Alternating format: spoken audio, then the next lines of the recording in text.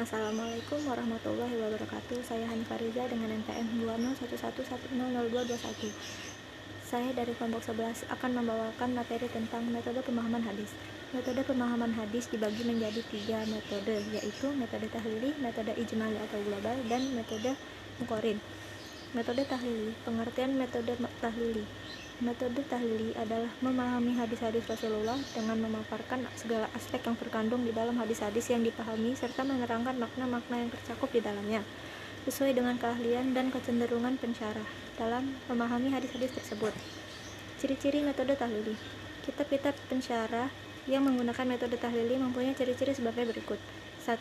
Penyerahan yang dilakukan menggunakan makna yang terkandung di dalam hadis secara komprehensif dan menyeluruh. 2. Dalam pensyarahan, hadis dijelaskan kata demi kata, kalimat demi kalimat secara berurutan, serta tidak terlewatkan juga menerangkan sabab urut dari hadis-hadis yang dipahami jika hadis tersebut memiliki sabab urutnya. 3. Diuraikan pula pemahaman-pemahaman yang pernah disampaikan oleh para sahabat, tabi'in, dan para ahli syarah dan hadis lainnya sebagai disiplin ilmu. 4. Di samping itu dijelaskan juga munasabah atau hubungan antara satu hadis dengan hadis lainnya. 5. Selain itu, kadangkala syarah dengan metode ini diwarnai kecenderungan pensyarah pada salah satu mazhab, sehingga timbul berbagai corak fikih dan corak lain yang dikenal dalam bidang pemikiran Islam. Kelebihan dan kekurangan metode tahlili. Kelebihannya, ruang lingkup pembahasan lebih luas dan memuat berbagai ide dan gagasan. Kekurangannya, melahirkan petunjuk hadis parsial dan melahirkan syarah yang subjektif. Metode ijmali atau global. Pengertian metode ijmali atau global menjelaskan atau menerangkan hadis-hadis secara ringkas, tapi dapat merepresentasikan makna literal hadis dengan bahasa yang mudah dimengerti dan enak dibaca. Ciri-ciri metode ijmali atau global. Pensyarah langsung melakukan penjelasan hadis dari awal sampai akhir tanpa perbandingan dan penetapan judul, serta penjelasan umum dan sangat ringkas. Saya Eti Yuliani, NPM 201110279. Di sini saya akan melanjutkan materi dari Hani Mariza. Kekurangan dan kelebihan metode ijmali. Kelebihan dari metode ini adalah yang pertama, lebih praktis dan singkat sehingga dapat mudah diserap oleh pembaca. Yang kedua, pensyarah langsung menjelaskan maksud hadis tanpa mengemukakan ide-ide atau pendapatnya secara pribadi. Kekurangannya diantara lain, yang pertama, petunjuk hadis yang bersifat parsial antara hadis satu dengan hadis yang lain terkadang memiliki hubungan yang sangat erat sekali, sehingga apabila hadis dipahami secara tersendiri, maka mengakibatkan pemahaman yang rancu. Yang kedua, tidak ada ruang untuk melakukan analisis yang memuaskan. Pengertian metode tafsir muqarrin.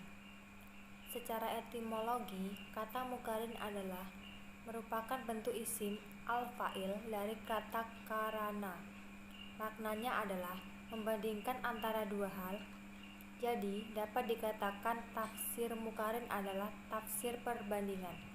Secara terminologi adalah menafsirkan sekelompok ayat Al-Quran atau suatu surat tertentu dengan cara membandingkan antara ayat dengan ayat, atau ayat dengan hadis, atau antara pendapat ulama tafsir dengan menonjolkan aspek-aspek perbedaan tertentu dari objek yang dibandingkan.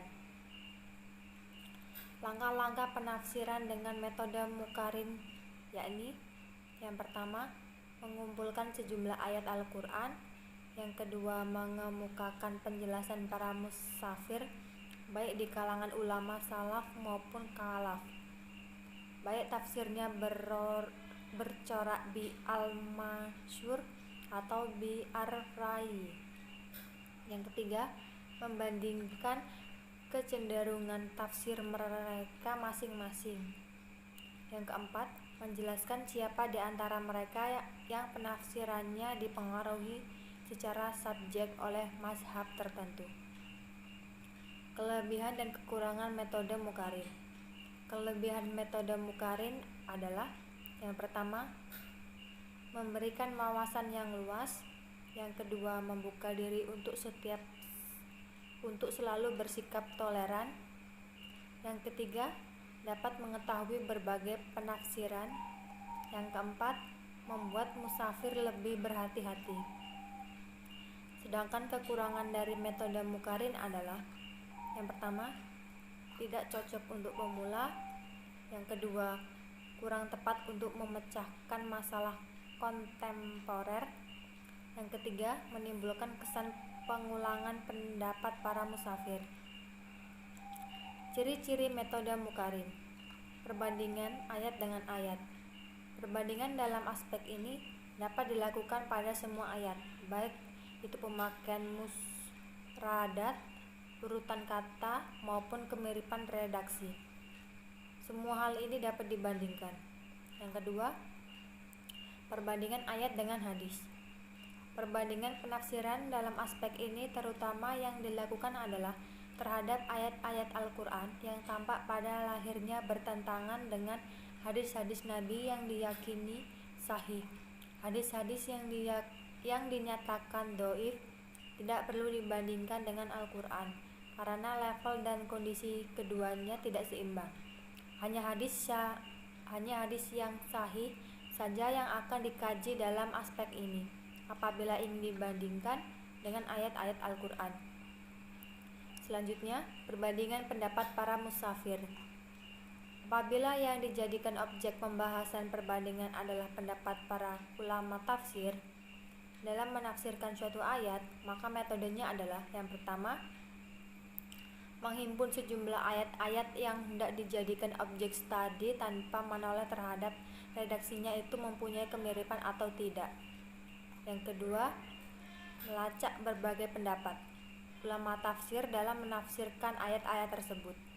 Yang ketiga, membandingkan pendapat-pendapat mereka untuk mendapatkan informasi berkenaan dengan identitas dan pola berpikir dari masing-masing musafir serta kecenderungan dan aliran-aliran yang mereka anut. Membandingkan ayat Al-Quran dengan matan hadis. Contoh penafsiran dengan cara membandingkan ayat Al-Quran dengan hadis yang terkesan bertentangan padahal tidak, sebagaimana terdapat dalam surah An-Nahl ayat 32 dengan hadis riwayat Tirmizi. Sekian presentasi dari kami. Saya akhiri. Wassalamualaikum warahmatullahi wabarakatuh.